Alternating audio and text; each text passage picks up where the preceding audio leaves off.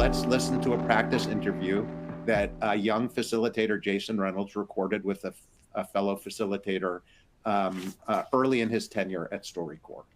Kelly?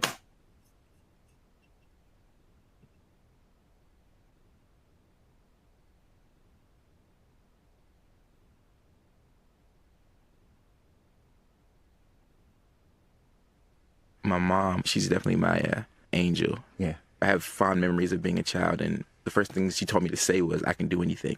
I had to say it every night before I go to bed. You know, whether I said, the Lord's Prayer and all of that wasn't of its importance. She'd much rather me just say, I can do anything. She drilled that into my head really early in life.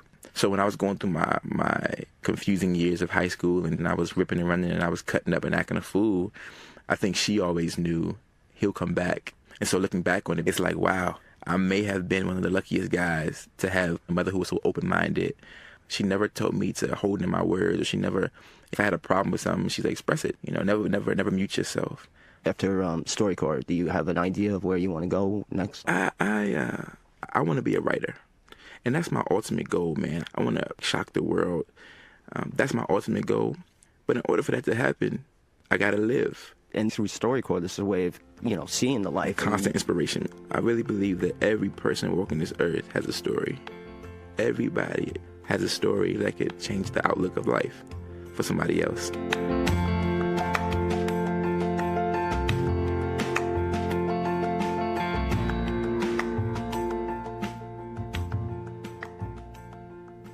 So without further ado, it is my honor to introduce Jason Reynolds. Hi, everybody. It's always, thank you, Dave and Kelly. I appreciate y'all. It's always a little surreal to see, kid Jason trying to figure it all out. Hi, everyone. It's good. I wish I could see your faces, but I can't. But I'm thankful for technology. Nonetheless, I appreciate you all joining us at this particular time. When I got the call from my buddy Dave to be part of this, he said, man, we just need some encouragement, right? Teachers, I know you love the teachers love you. We just need, we're going through whatever we're going through, and we need to figure out a way to make sure that the most important civil servants in this country feel motivated to continue to face the fight in front of them. And I thought to myself, I said yes to Dave because I always say yes to Dave. But I thought to myself in that moment, I'm trying to figure out how to encourage myself, right? Like I'm going through whatever I'm going through. It's so interesting to see that image in that video and to hear my voice, see that the image of me and my mother and to hear my voice, because first, let me say this. I'm going to share some things with you all. Man, has anyone ever seen me speak? If you've seen me speak, you know that the way this happens is it feels a bit like a meander, but I promise we're going to go somewhere. But the only way that I can process my life is through storytelling. And so that's what we're going to do. Okay. I want to first let me prep everybody in case you don't know me or you don't know how I work. So I'm going to tell you this story. It begins with a fall. In May of this year, I get a phone call that my mother, who anyone who knows anything about me knows is my favorite person, that she had fallen out of the bed. Now, she didn't actually fall out of the bed. She was laying in bed with her feet elevated on two pillows. And you know how sometimes the pillows can just get a little slippery, and so the pillows fell out of the bed and they took her feet with her. And once her feet went, she wasn't able to sort of keep the rest of her body from staying in the bed. So it was more like a slide out of the bed. So there was no broken bones or any kind of real impact on her body sort of hitting the floor. The issue, though, is that my mother, who is about to be 80 years old, didn't have and doesn't have the upper body strength to get herself up off the floor. And so she's down there for about 18 hours or so until her sister comes over. I'm out of town. So until her sister comes over and realizes she hasn't spoken to my mom, goes in the house and finds my mom on the floor. My mom was fine, but just on the floor, crawling around the house trying to figure out how to get herself up. I get home, I go to my mom's house, We take her to the ER to make sure that there's no internal bleeding. She had some sort of muscular pain because of all the crawling. So we wanted to do our due diligence because of her age and her medical history to make sure that everything was on the up and up. And the doctors do a sonogram and a CT scan and so forth and so on. And they're like, we see that there is some sort of activity in your abdomen, but we're not sure what it is. And since we're not sure what it is, we're going to send you home and, we'll schedule an appointment for a later date. No problem. My mom goes home, and the next day she calls me and says, hey, there's something on my stomach and I'm not sure what it is. And when your parent says things, I'm like, Ma, I don't know what you're like. I understand the words, but I don't know what this means. There's something on my stomach, right? And she's like, well, I went to the restroom, and when I was in the bathroom, I realized there's a fluid that's kind of on my stomach. And I'm like, well, where is it coming from? And she's like, I don't know, but I just wiped it up. And then I got myself together. And then later on in the day, I checked again, and there was more fluid just kind of in my stomach region, right? Which was weird. So I'm like, well, let's go to the doctor. So we take her back to the ER. And this time they send her to a better hospital. And the better hospital does all the same scans. And the hospital says, what you have is called a fistula. Now, I don't know. I know that teachers are very smart people, but I don't know if any of y'all know what a fistula is. I didn't know what a fistula was, but the basic premise of a fistula is that something in the body has malfunctioned and has started to maybe drip a particular fluid, right? So there's many different kinds and ways that this could happen, right? For instance, one organ could create a bridge based on a leak in the organ. It could create a bridge to another organ that it's not supposed to be attached to. They cause unnatural attachments, right? Unnatural pathways. It's the strangest thing in the world. In my mother's case, what she was experiencing was her small intestine had begun to drip. It can come from surgeries and illnesses and infections and cancers, and all these things can cause this to happen in the body over time. And over time, her small intestine had been dripping, leaking, and the body trying to protect itself, the leak sort of, it sort of tunnels. It creates its own sort of tubing. And in her case, that tubing did not connect to another organ. It pushed itself toward the skin and out of the skin. So the fluid that my mom kept seeing in her stomach was fluid directly coming from her small intestine, trying to get out of the body. It had made its own pathway out of the body. Strangest thing I ever heard. And my mom has been through lots of medical things, and this one was a bit of a doozy. We said, well, how do we treat it? What do we do? They say, well, we're going to hospitalize her, and we're going to give her weeks and weeks and weeks, 2 months worth of antibiotic. And we're like, okay. And while she's getting this antibiotic, we're also going to do wound care.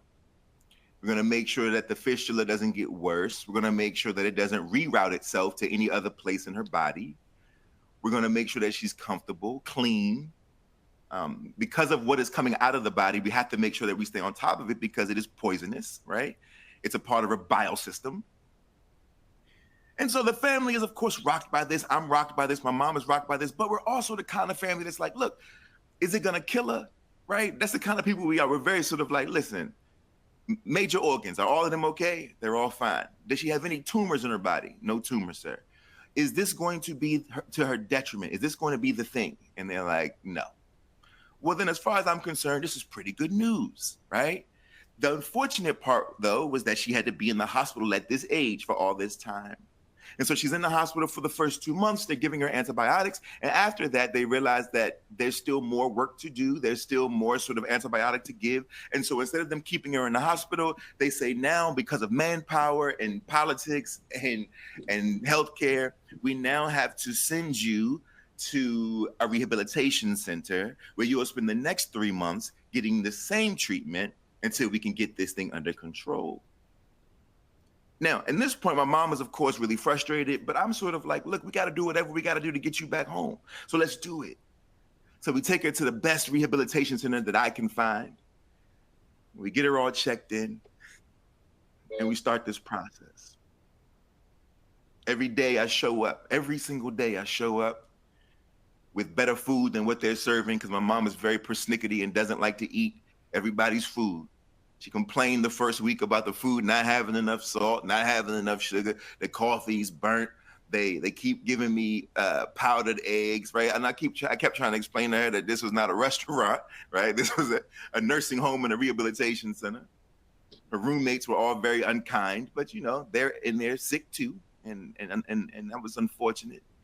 The nurses eventually became really kind to my mother after they realized that she'd be there a long time and that she had a supportive family who would be there every day to make sure that everybody was doing what they were supposed to do. By the way, quick side note to any of you who have parents in these facilities, my heart goes out to you. It is a complicated thing. It is a really, really tricky thing to navigate. And I understand what it takes to advocate for your loved one, how exhausting it is. But we're going through the process. And in the middle of it all, my mother and I started having very real conversations. My mother gets frustrated. She begins to grieve a part of her that she believes she will no longer get back to. She starts to feel pity, but pity has such a negative connotation. I'd rather just say she feels mournful, and she felt disappointed, and she felt defeated because it seemed like she would be in the hospital for forever. And so the two of us would talk about how this doesn't have to be a forever thing. We discussed sort of her strength. She'd tell me how exhausted she was from having to be tired. A woman who worked in education, worked in special education to be exact, who felt like she had given her life, had done everything right, and yet she couldn't seem to escape strange and abnormal medical issues. And eventually the day would come where it was time for her to come home. And so my cousins and I, we all go, my brothers, siblings, family, we all sort of show up. And we're ready to take her home, and she's ready to go home. She's been begging. All the nurses were clapping for her. They all told me, your mother been begging to get out of here for the last 2 weeks. She's been driving us crazy, getting on our nerves because she says she's ready to go. She says she's better now, though the fistula has not gone away, because fistulas technically don't ever go away. They close up some, but they don't always heal on their own. Sometimes they do, but usually they don't. There has to be surgery involved. They were doing our best to avoid the surgery, but she was good enough to come home. She had been laying in a hospital bed since May, and now the month was October. And so we get her in the car and we drive her home, and she's ready to live on her own again. And she's telling me she wants to drive again. And she's telling me she can't wait for Thanksgiving. And she's telling me all these things. And the biggest issue is that because she laid in a hospital bed since May, all of her muscles have atrophied. And so she can't walk. She can't put a shirt on. She can't get to the bathroom. She can't make food for herself. All of her motor skills have been compromised by her stillness. Everything sort of in a strange, both stasis and metastasis at the same time. As she's trying to figure out, her brain is saying, I have my whole life to get back to. And her body is saying, your life is no longer your life. We don't know how you plan to do that. Now, me being the son that I am, being the our relationship, the first thing I do is I get on the phone with everybody. I'm calling doctors. I'm on the phone with Medicare. I'm on the phone with the home care people. I'm talking to my friends who have businesses and know people who are physical therapists and so forth and so on, occupational therapists, right? So I'm calling everybody. I'm like, look, we need to get some help in here. I need to make sure my mother has the best care possible. America is a tricky, tricky place when it comes to the healthcare system. But for those of us with a little extra, I'm like, I'm going to take advantage of all of my advantages to make sure that my mother has the best resources that she can have, so that we can get her back to some sense of normalcy, because she needs to go on with her life. If she begins to think that she can't go on with her life, then she won't. Now I know this, and so I'm really working hard. I'm doing all the things I need to do. And so a physical therapist does come over, right? We get one to come by. Now, when the physical therapist comes over, I happen to be on the road. I'm somewhere else talking to a bunch of kids. I called that night, Mom, how was physical therapy? How do you feel? I don't like it, Jason. She didn't do this. She didn't do that. She came late. She had curlers in her hair. My mother was, if you know my mother, you know how my mother is. Like, she had curlers in her hair when she showed up. There's all sorts of things like that, right? I'm like, but how was the exercise? She said, man, it wasn't nothing. She ain't do nothing, right? My mom is so angry about it. I'm like, well, maybe she'll come back again and it'll be better.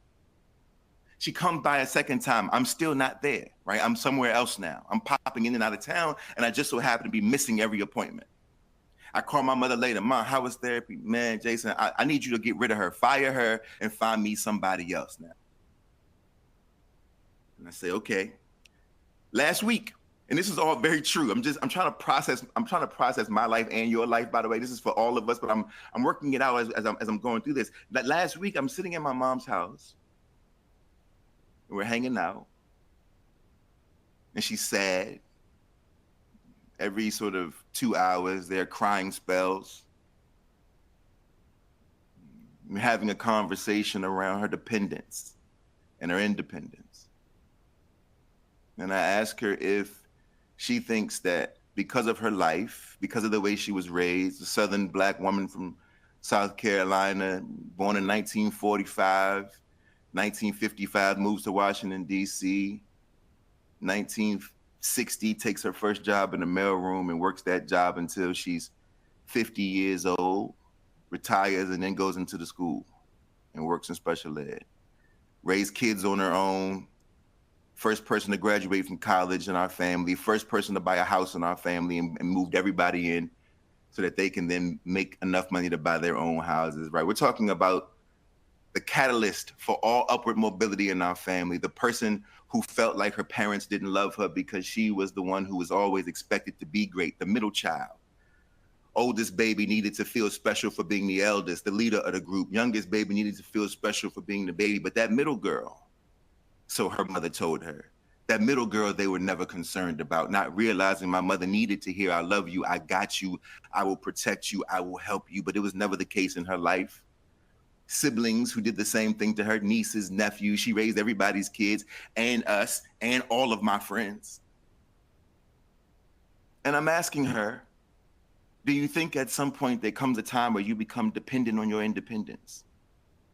And she said, well, isn't everybody dependent on their independence? I said, no. I mean like an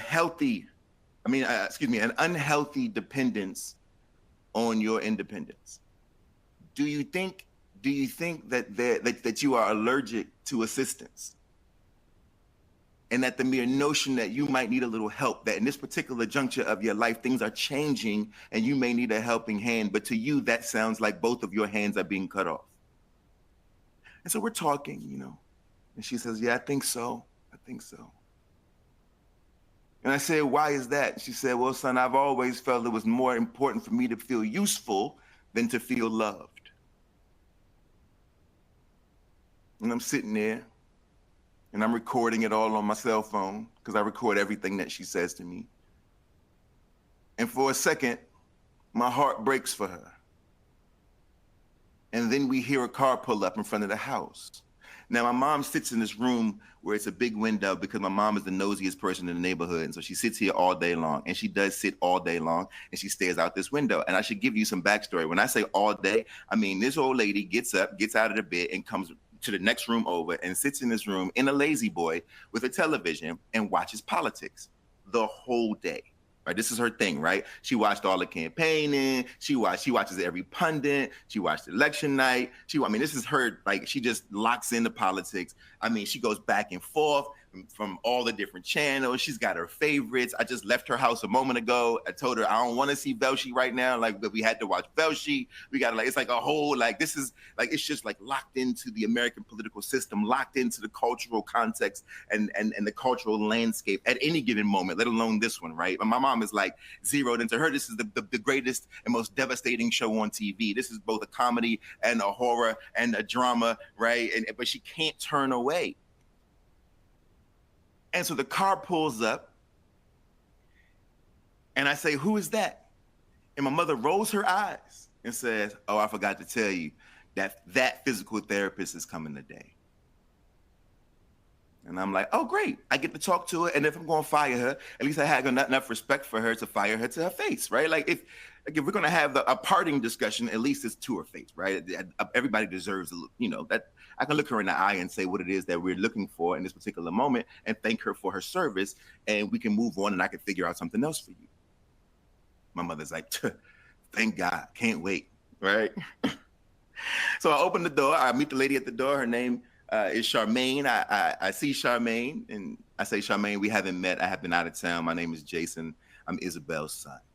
And she said, oh, it's nice to meet you. I said, give her a second. She's back in the back using the restroom. But when she comes out, like, I'd like to sit in on your therapy. So have a seat on the couch because I also want to talk to you about a few things. And I said, my mother doesn't feel like she's getting the work that she needs. She doesn't feel like this is helping her at all. And Charmaine says, oh, yeah? I said, yeah. I said, I think she needs a little more rigor. I think, you know, she needs a little more attention, a little more intention. And so, you know, this is my mom. And I know you understand this because I know you would want your mom to be treated in the same way. You would want your mom to get back to some semblance of health as quickly and as possible if you could, right? And she's like, yes, of course. I said, so my question to you is it possible to find me somebody or for you to come in 4 to 5 days a week? Because right now you're only coming in once or twice maybe, and we need a little more. Now, in my mind, when I'm saying all of this, I'm thinking to myself, man, Jay, you taking care of your son's responsibilities. This is what a son is supposed to do. You're taking care of business, right? This is what she asked you to do, and you're looking out for it. You've worked very hard for the last 25 years of your life to build a life that can afford you the opportunity to get her the extra help she needs. Good on you, son. I'm already patting myself on the back, right? Good on you, son. You're taking care of business, right? And Charmaine looks me in the face and says, no. And in a moment, I'm very confused, right? Charmaine is like, no, Jason. And I'm like, no, as in like healthcare won't cover it, or no, as in you're just refusing to do so. Like what are we talking, right? Like, I need 4 to 5 days, Charmaine. Like, and if it's not you, cool, but I need somebody to come in here 4 to 5 days to work my mother out. And Charmaine looked at me and said, Jason, it is not my responsibility to get your mother walking again. It is her responsibility to get walking again. She said, my responsibility is to show her how. She said, but I can tell that she's not working because she's not getting better. So instead of you talking to me about all the things I need to do, I need you to talk to her about all the things she needs to do, right?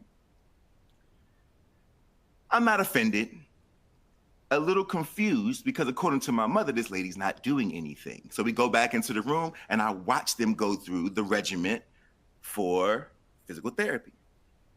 My mom starts off with complaining. Oh, you know, Charmaine, these legs don't really work no more. My ankles are all swollen, so forth and so on. I don't know what I'm going to do. Charmaine said, well, Ms. Reynolds, if fluid, the way fluid works in the body, whether it's blood, whether it's water, whatever the fluid is in the body, if you don't move, it don't move. So if you move, perhaps the fluid will then move, right? So we get my mother up. My mother starts walking up and down the hall, and her ankles go down. She said, look here, Ms. Reynolds, all you gotta do is work your hips, your knees, your thighs. That's all you need. And we're gonna open your legs up and get your stance together, and that's all you need to walk. Right? That's it. That's all you're gonna have to. That's all you got to do. I've showed you these exercises so many times already, but you told your son I'm not doing anything, so I want to show him what to do. So if you do these things, I promise you'll be walking in the next month or so. Charmaine leaves my house, and I look at my mother and I say, you know, I'm not firing her, right? My mother says, yeah, I know. I said, you know, you're wrong. And my mother says, I know. I'm just frustrated. And I said, I understand that, but the truth of the matter is that we have to do some work. Now, I want you all to know. My mother is now moving around. She was in there cutting ham a minute ago. I left the house a second ago and she was making lunch for herself, and she's up and she's walking. She's got a walker. Hopefully in a few weeks we get her a cane, and we're doing our exercises every single day, and we're tending to the fistula every night. This morning I woke up early. I went over there. I had to lay her down and I had to tend to the wound, and I had to clean that fistula. I had to clean all the gunk that smells and is terrible. I had to clean that up. I had to dress the wound, and I had to tend to that thing that may be there for the rest of her life, maybe not. And I suppose that the question that all of you are asking in this moment is, what does this have to do with us? And the answer is rooted in what I've learned in this experience. And what I've learned is that what we all now know no matter which way you lean, there is something internal that has been dripping, and we have not seen it. And it's been dripping, and it's been dripping, and it's been dripping, and it's been dripping. And in the midst of this thing that has been leaking, in the midst of this small, what seems to be a small malfunction,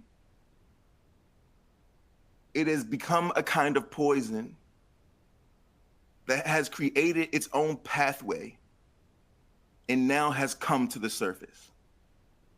It has burrowed through the skin of our country, and it is leaking all over the place. It doesn't smell good. It doesn't look good. It definitely doesn't feel good. But the wound still has to be tended to. But while we're tending to it, we don't get to be distracted by the discomfort of it all. We don't get to sit down and lock into the nonsense. We don't get to do any of those things that we will convince ourselves are healing, only because what they're actually doing is putting us in a position to atrophy. And so in order for our children to have a fair shot, we have to do both things simultaneously. We have to tend to the wound and dress the wound, work on it so that it hopefully will close someday. But if not, we will manage it, while at the same time we have to move. We have to use our muscle. We have to use the things that we have to create forward progress.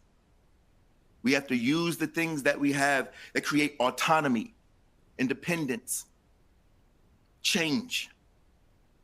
If we sit and wallow in the television, in the narrative, in the media, in the fear, in the fighting, in the arguing, in the circus of it all, we will be paralyzed. And paralysis in this moment, for all of you who work with our children, will be far more maddening and far more frightening than the moment at large.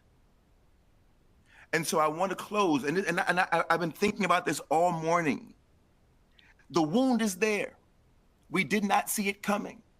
Maybe some of us did, for that matter, but I did not see it coming. But the wound is there, and the wound is making a bit of a mess. But we can tend to it, right? We know what it means to tend to the open wound. We can tend to it, and it will heal at some point. But in the meantime, let's tend to the wound every day. We have to. My mother has to be clean twice a day. It isn't just a slapdash type of situation. You can't just put a Band-Aid on it. Every day there is a process in which I have to tend to the wound. For you, that might mean showing up to your classrooms and looking your babies in the face and doing the best you can to navigate a complicated time. You have to tend to the wound, but that also requires some motor skills, your body, your muscle to work, the muscle of your mind, the muscle of your heart, the muscle of your spirit. This is what I'm talking about. If not, there will be atrophy, and your babies will be wondering why you have become a statue too. Why you are just someone that we look at but can't feel anymore. Don't let it beat you. It almost beat my mother. It almost got her. Her dependence on independence, which means the last part, the last note, the last thing I've learned is that we all we got. And by the we, I mean all of we.